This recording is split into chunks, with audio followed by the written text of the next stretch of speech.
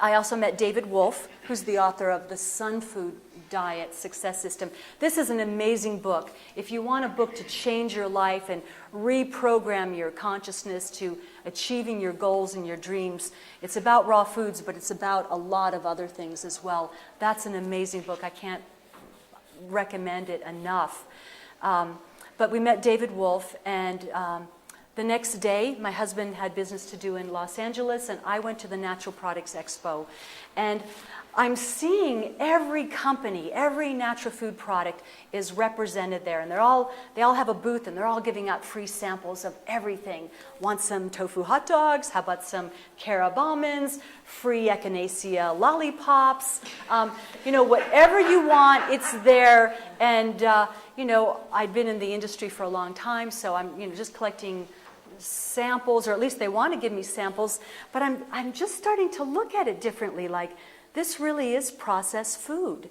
Maybe it's natural, but it's still basically frozen organic whole wheat pizza, or maybe wheat-free macaroni and cheese in a box. That it still was packaged food. And if natural foods was great, and believe me, I think it's a great movement, because we needed to take a step. But I realized it still hadn't brought me or the people I was working with perfect health. And the proof of it was that about a third of the convention and the stores seemed to be dedicated to all the remedies that we need, the herbs and the vitamins and the products that we need, because we still have to fix our stomachs and our headaches and our cramps and our poor vision and our low libido and everything else. And the second night of the Natural Foods Expo, I went to a room, a little party for the Hemp Lounge, because I'd written a hemp cookbook. And there was this beautiful man playing guitar, and I didn't know who he was, but I could tell that he was a really conscious person. And what he was singing about really spoke to my heart.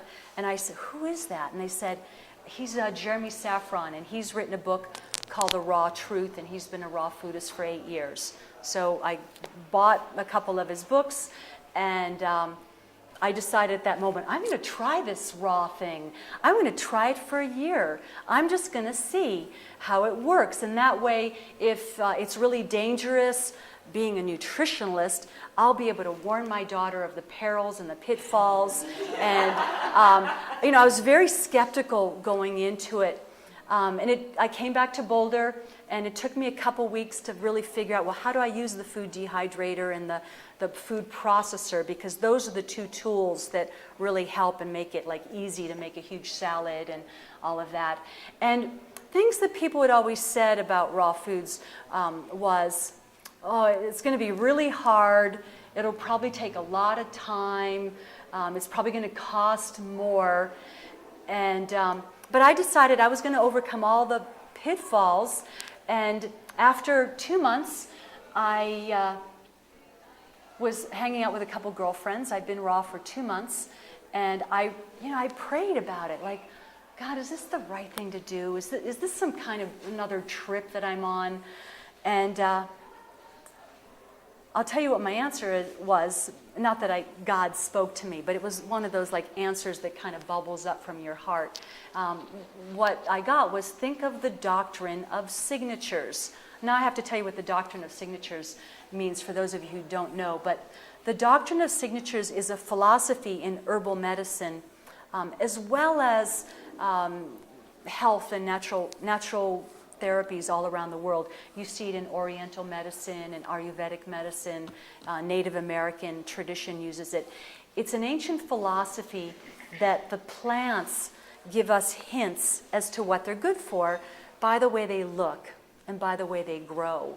So, for example, herbs that grow way up high, way up in the mountains at a really high altitude, oftentimes those are good for your lungs and enhancing your ability to breathe.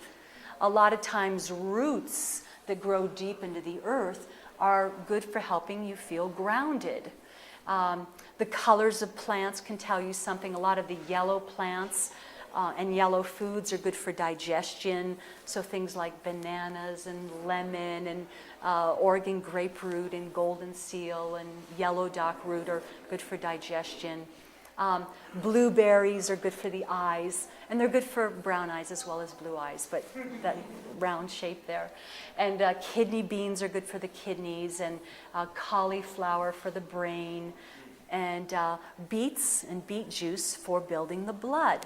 And I've long been a believer in the doctrine of signatures, and if you even think of the word signatura, the sign of nature, the ancients believed that our Creator left a sign on all forms so that people and animals could recognize what they were for, because they didn't have a book to look it up in, they didn't have a website, they didn't have thin layer chromatography. They really needed to rely on their senses. And I've always loved the doctrine of signatures and always been a spokesperson for it. And so my answer was, think of the doctrine of signatures. So I just started, thinking, well, raw food is more colorful, it's fresh, it's easy to prepare. I've long been a reader of the Urantia book. I don't know if any of you have heard of the Urantia book, but the Urantia book says that Adam and Eve were raw foodists. And the real thing that really changed things for me, was that how do you feel?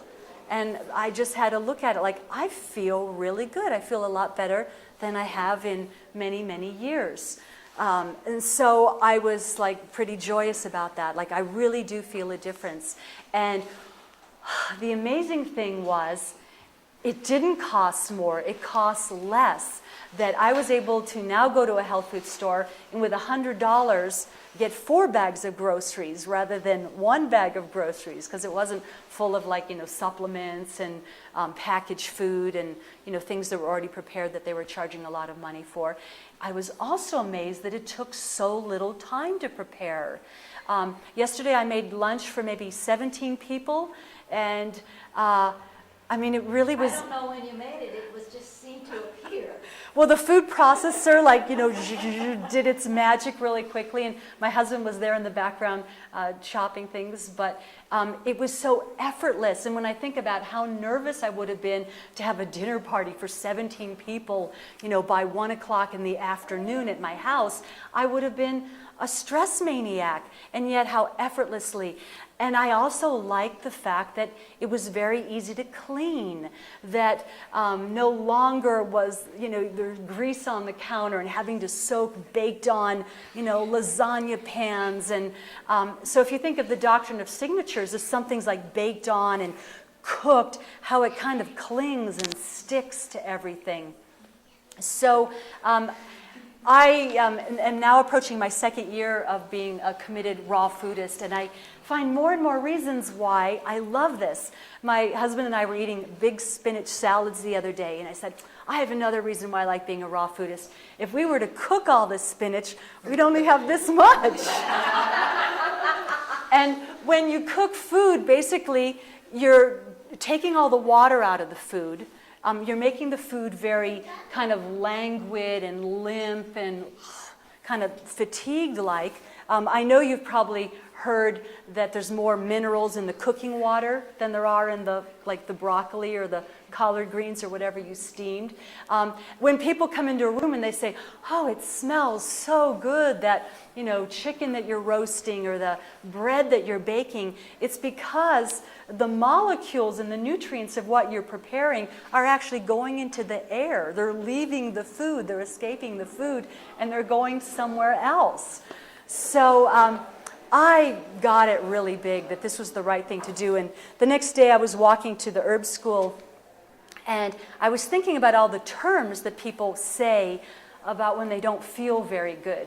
They say, oh, I'm fried, I'm baked,